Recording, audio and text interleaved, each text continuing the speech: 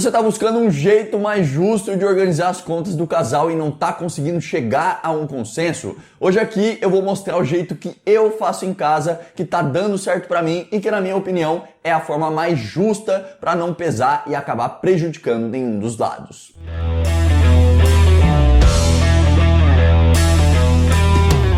Salve meus amigos, Rafael Scaramelli com vocês e no vídeo de hoje o assunto é sobre finanças em casal, né? Qual é o jeito certo de organizar, separar e pagar as contas do mês sem que prejudique ou acabe pesando para algum dos lados. Semana passada eu fiz um post lá no Instagram, né, supondo uma renda hipotética de uma esposa e de um marido e questionando qual seria a forma mais correta de dividir as despesas mensais. E nos comentários, tá galera, muitas divergências, alguns falando que deve juntar tudo, pagar tudo as contas e o que sobrar investir em conjunto, outros dizendo que quem ganha mais paga mais, outros falando que o homem tem que bancar a casa, enfim, as opiniões foram bastante divergentes e justamente por causa dessas divergências eu resolvi trazer um método que eu utilizo aqui em casa e que provavelmente possa servir para você também. Mas antes eu tenho um recado do Cuponomia para vocês. Todo mundo sabe que agora no mês de novembro é mês de comprar barato por causa da Black Friday, né? Porém, é um verdadeiro trabalho ficar filtrando, olhando loja por loja,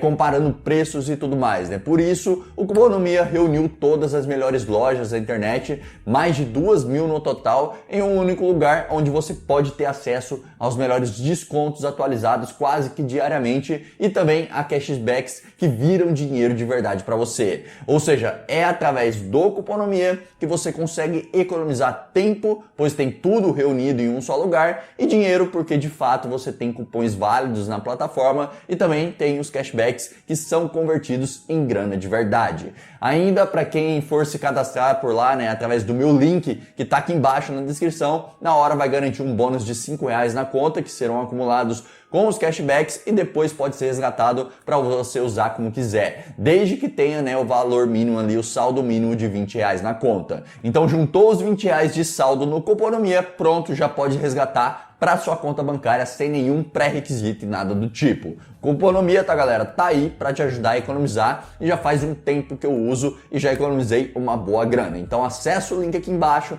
cadastre-se, né, gratuitamente, garantindo seus R$5 de bônus e comece a economizar dinheiro, que é o mais importante, beleza? E falando em economizar, para economizar tem que organizar. E como estávamos falando, né, a organização financeira do casal nem sempre acaba sendo feita da forma correta. Aliás, digamos que não exista a forma correta, porém acredito eu que existe a forma mais justa para ambos os lados e é isso que eu vou explicar aqui no vídeo de hoje, tá? Então galera, numa casa onde temos as despesas convencionais e em comum e as despesas esporádicas e particulares, como seria a forma mais justa, mais correta de fazer essa divisão, tá? Ao meu ver, tudo começa pela renda de cada um. Lembrando que tudo que eu falar por aqui não é uma verdade absoluta, tá? Cada casal tem que sentar, conversar e entrar em comum acordo, né? Comunicação é a base de tudo e um casamento nada mais é do que uma empresa em sociedade, né? Tem de haver contratos em vários aspectos para que tudo fique bem definido e não gere brigas e discussões desnecessárias lá na frente, tá? Existe um dado, tá galera, sobre divórcio que aponta que a crise financeira,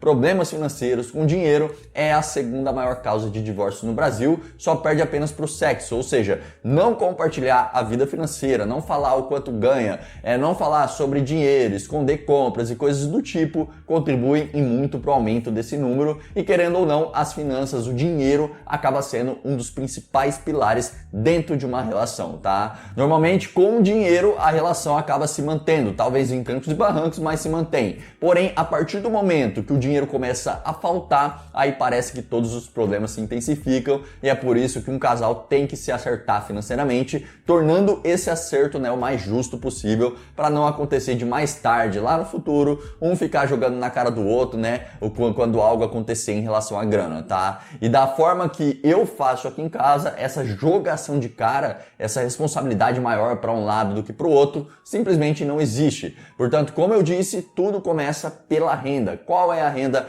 individual de cada um e qual é a renda total do casal? Na verdade, o que mais importa é a renda individual, pois por mais que se trata de um casal, né, e o pensamento comum é unificar tudo, ambos têm suas individualidades, particularidades e isso precisa ser preservado dentro do relacionamento. Então, para a gente considerar um exemplo aqui para esse vídeo, né? Vamos supor que temos um casal onde a renda da mulher é de 6 mil reais por mês e a renda do homem é de 4 mil reais por mês, totalizando 10 mil reais de renda mensal para o casal. 60% da renda total é da esposa e 40% da renda total é do marido. Aqui a gente já tem as proporcionalidades da renda individual de cada um dentro dessa relação, portanto já fica fácil saber, né, quanto cada um arcará com as despesas. Como eu falei no início, a opinião das pessoas de como dividir a renda é bastante divergente. Eu acho o mais justo, né, a divisão proporcional à renda de cada um. Então, se nesse exemplo, né, as despesas do mês ficassem em 5 mil reais, então 60% dessas despesas seriam da esposa, pois ela tem a renda equivalente a 60% da renda total, e o restante, os 40%, seriam de responsabilidade do marido. Dessa forma, parece até que justo, não é verdade?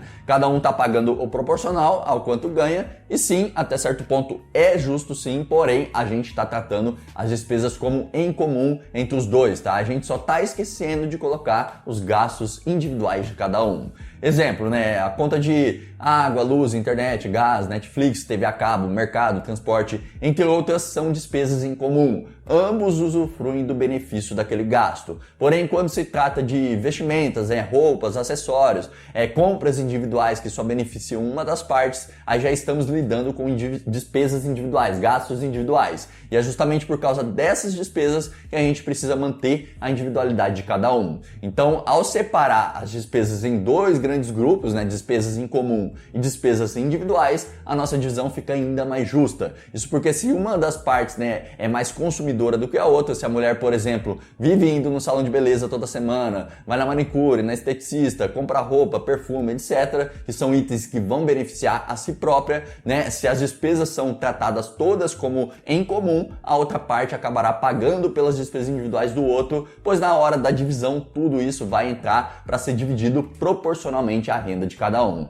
Então, mesmo fazendo uma divisão de proporcionalidade de renda, ainda não é o caminho mais justo para lidar com as finanças do casal, na minha opinião, tá? Ainda precisa ver a divisão das despesas individuais. Para vocês verem como é isso na prática, tá? Eu separei dois exemplos aqui na minha planilha de orçamento pessoal. Quem quiser conhecer essa planilha melhor, eu vou deixar o vídeo dela aqui em cima no card, mas basicamente eu separei dois modelos com as mesmas despesas, né? Considerando a mesma renda de ambos na proporção de 60-40, e no primeiro modelo as despesas são divididas por igual, sem levar em conta os gastos individuais, e no segundo modelo as despesas em comum são divididas proporcionalmente à renda e as despesas individuais cada um paga a sua. Então, supondo um gasto mensal, basicamente as despesas ficaram da mesma forma que vocês veem aí na tela, né? Eu fiz um exemplo, agora eu vou categorizar cada uma dessas despesas para a gente ver melhor. Nota que dentre a lista, né, que eu fiz, as linhas em amarelo são justamente as despesas individuais, que neste caso são as roupas do marido, as roupas da esposa, salão de beleza, esteticista,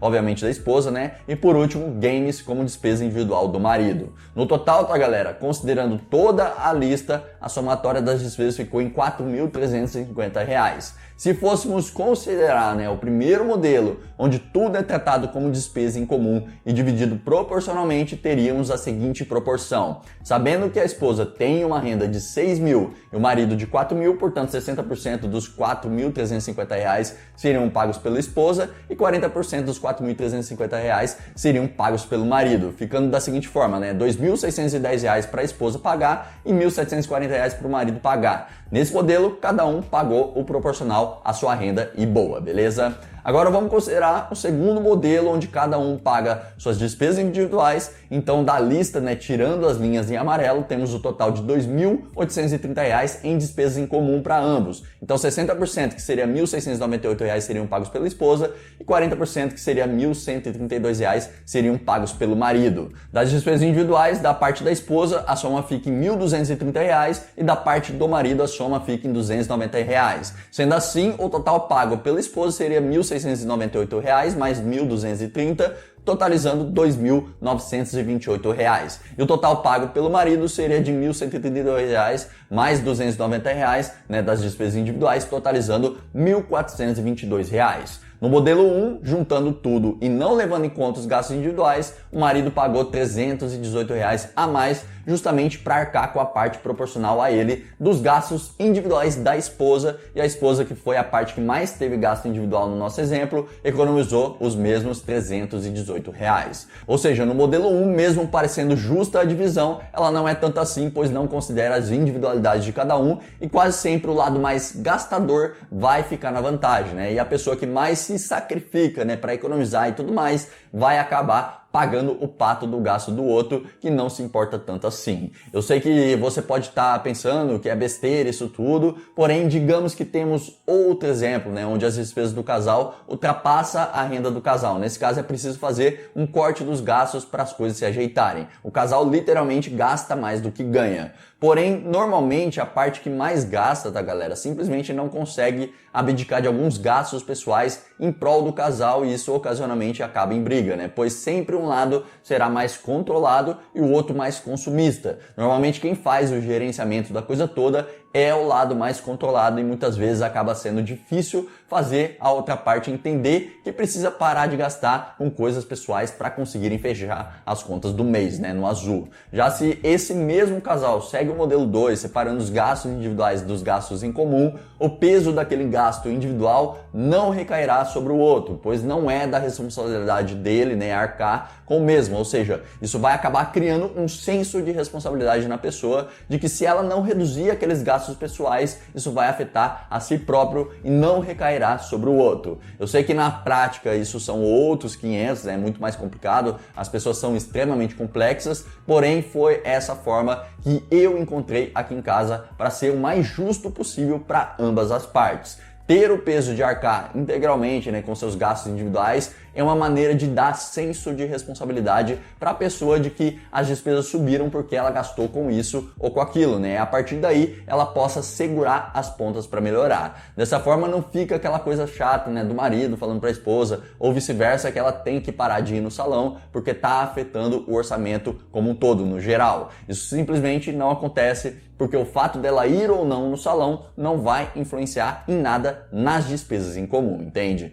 Portanto, na minha opinião, no meu ponto de vista, ter dois grandes grupos de despesas, né, despesas em comum e despesas individuais, é fundamental para fazer uma divisão de despesas mais justa e eficiente entre o casal. Mas, como eu disse, né, no início, eu não sou o dono da verdade e nem quero ser. É assim que funciona para mim e que pode também funcionar para você. Agora me conta aí como você faz com seu parceiro ou parceira para dividir as despesas do mês, tá? No mais, galera, eu espero que esse conteúdo tenha sido útil para vocês, né, tenha servido de alguma coisa. Um abraço, fiquem com Deus e até a próxima. Tchau, tchau.